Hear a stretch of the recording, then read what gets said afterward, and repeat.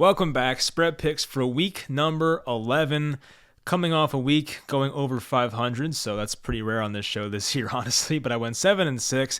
It felt like it should have been better, though, to be honest, because I had some losses like Buffalo minus 3.5. They should have won that game. They're up 17 points in the late third quarter.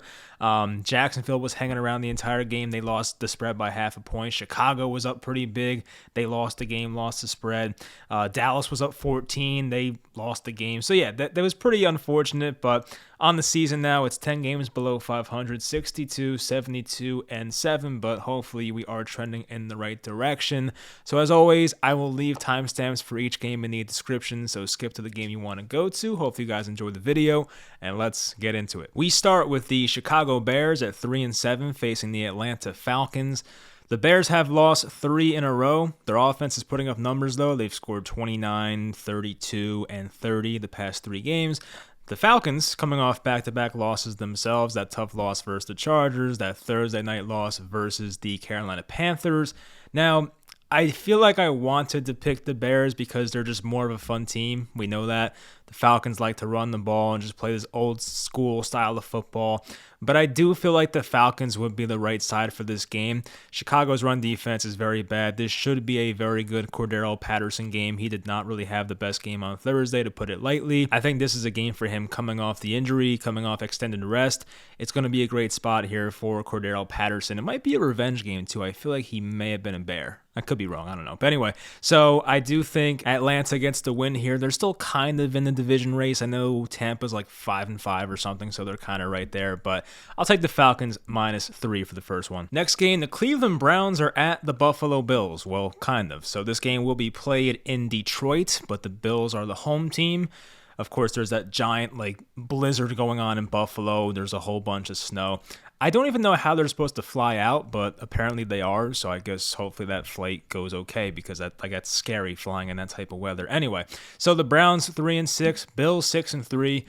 The Bills were cruising to what looked like it would be a number 1 seed in the AFC, but of course they've lost their last 2 games here to the Jets and the Vikings. They scored 17 and 30 in those games. For Cleveland, they have a bunch of losses, but they have that one random primetime game versus the Bengals where they won 32-13. So I don't take that one as seriously. I get the Bills' defense has not played that well recently. You can run on them. Even their pass defense has been kind of leaky lately. But I'm still going to take Buffalo minus 8. I love the fact that this game is indoors now in a dome. It kind of ironically gives them more of a home field advantage, even though they're not home. I think the way these teams are built, the Browns being pretty much carried by Nick Chubb, and the Bills being this high-powered passing offense, they don't like to run the ball as much. I think playing indoors helps them a lot. So the Bills are a minus 8, which is a lot, but I think their offense explodes in this game versus a disappointing Cleveland defense. I will take Buffalo minus 8. Next, we have the Philadelphia Eagles, 8-1, coming off their first loss of the season on Monday night.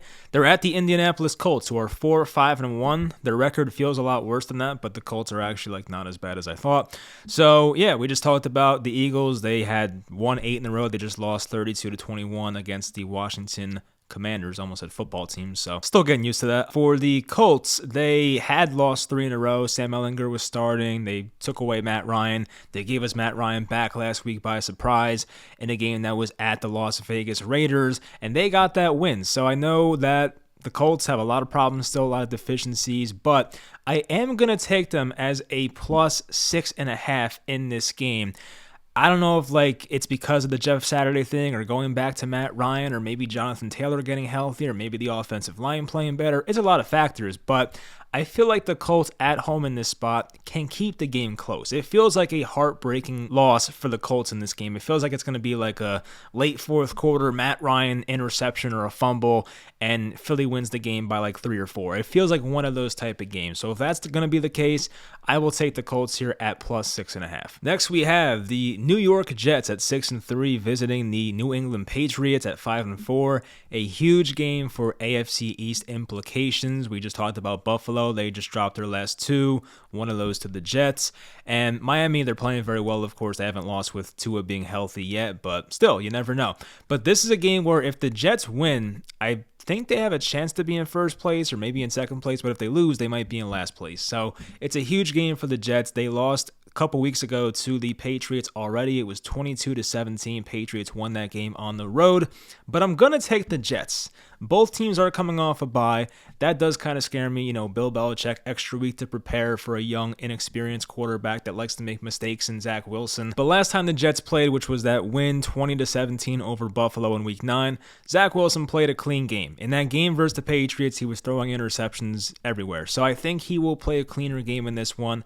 The Jets, in my opinion, are going to win this one with their defense, and this could be a turning point for the Jets because they always tend to lose games like this. I felt that way when they played a couple weeks ago. That's why I took the Patriots. I got the win there, but I feel different here. I think the Jets are actually going to win this game. So I'll take the Jets plus 3.5. Up next is a game that before the season started probably seemed to be a good game, but due to all the injuries and these teams not playing well, it's not as fun now. But it's the Rams at 3-6. They are at the Saints, who are 3-7.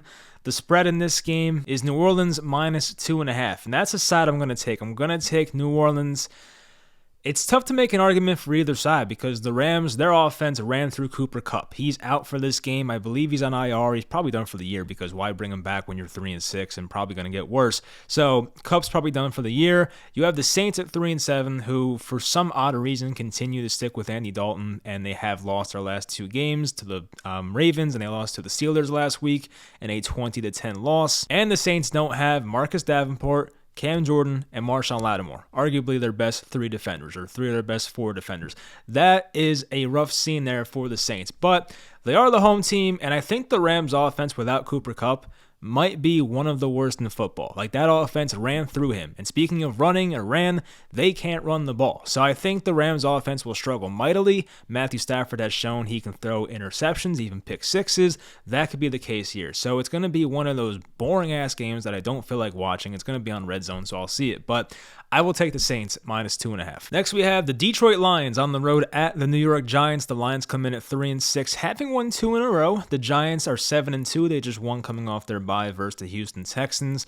The Giants in this game are favorites by 3, so it is expected to be a close game. The spread tells you that if this was a neutral site, it would be a pick'em. So the Giants, they've won plenty of games this year playing their brand of football, their style of football, which is getting turnovers at just the perfect times, it seems like, the entire year, running with Saquon Barkley, the passing game with no mistakes with Daniel Jones. And if they play that style of football in this game, I think the Giants should win the game. Now, of course, I have some concerns about the Lions and their rushing attack. Jamal Williams is having a great year. DeAndre Swift can have explosive plays, and Amon-Ra St. Brown's a really good receiver. But the Lions defense does scare me. I think Saquon Barkley could have a big game in this one. If Daniel Jones plays the way he has, the Giants should win. My score prediction in this one was 26-24 Giants, which I guess would give the Lions the spread, but I guess maybe it's the fandom in me. I'm taking the Giants minus 3 in this game. Next, we have the Carolina Panthers at 3-7 at the Baltimore Ravens at 6-3. The spread here is actually pretty wild. I did not think it'd be this large of a spread, but Baltimore's favored by 13 points. And I know the Panthers are bad, but are they that bad?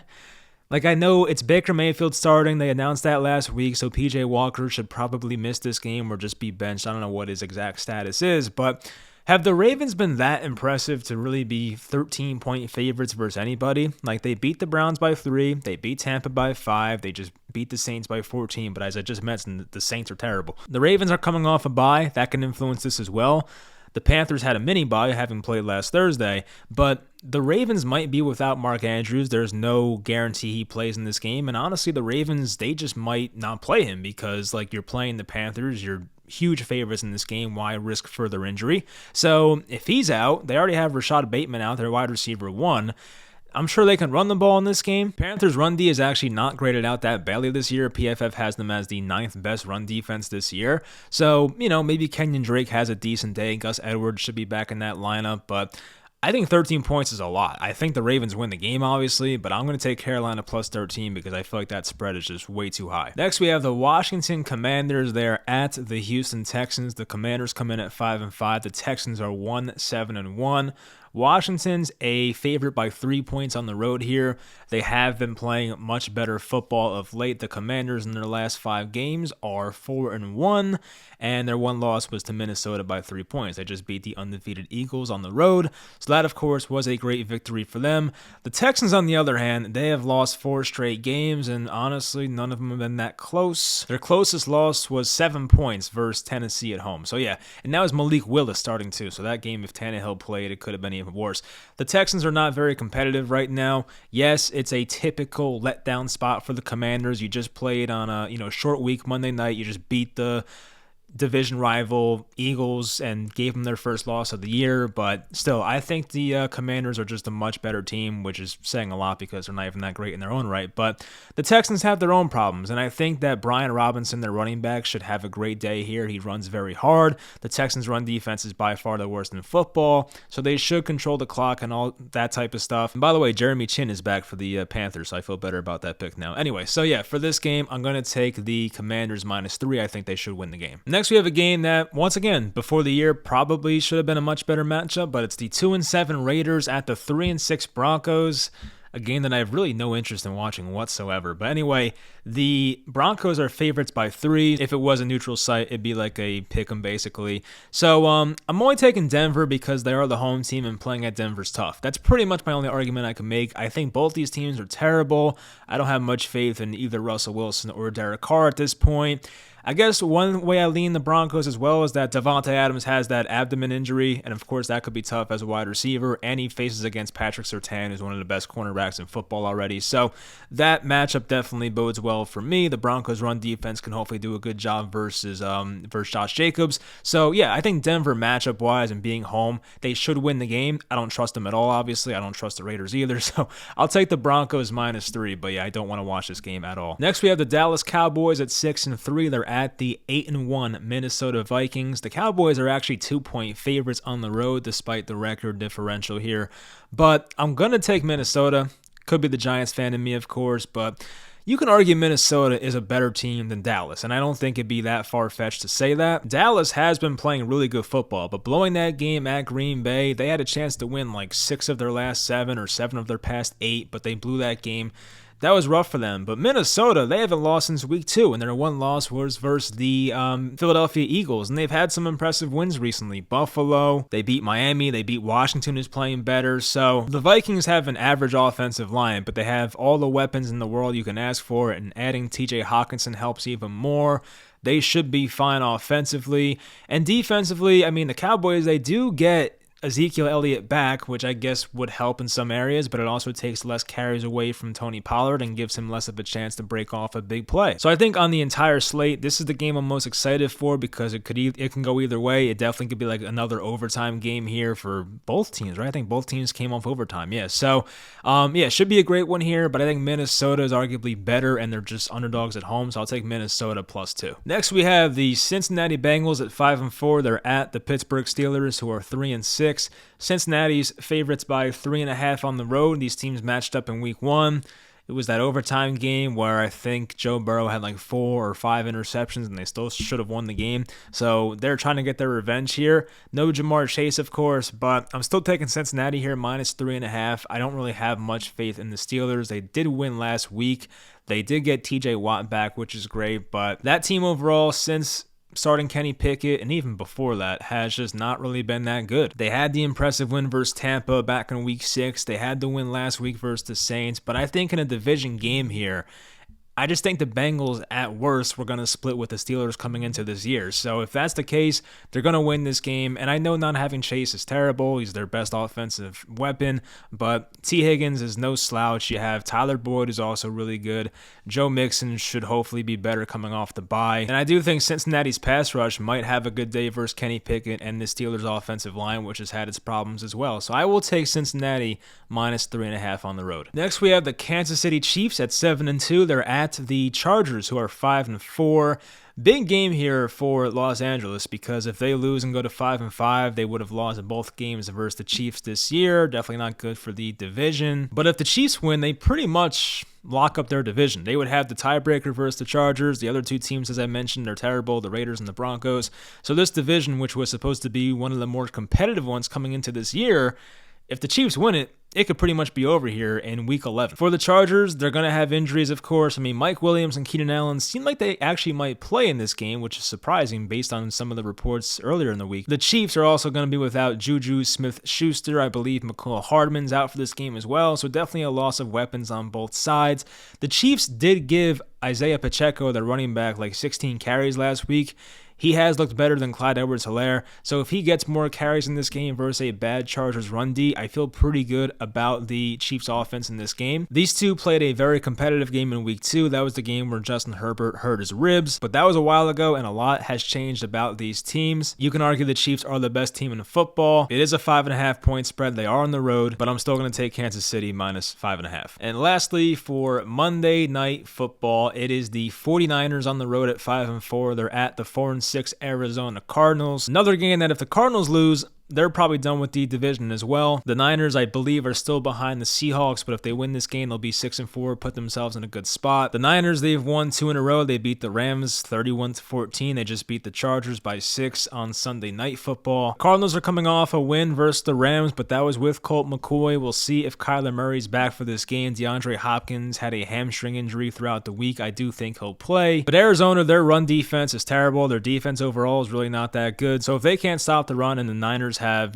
Christian McCaffrey and Elijah Mitchell playing well now, they should put up a lot of points offensively. And it feels like, especially in prime time, this will be one of those days where, we just make a bunch of Kyler Murray Call of Duty jokes, and it just feels like one of those type of games. I don't know. So I think the Niners actually beat them by a lot here. The spread is 8 points, but I will take San Francisco as a -8 on the road. That'll do it for the video. Hopefully you guys enjoyed, and hopefully when I talk to you guys next, we'll be closer to 500. But anyway, hope you guys enjoyed, and I'll talk to you guys next time.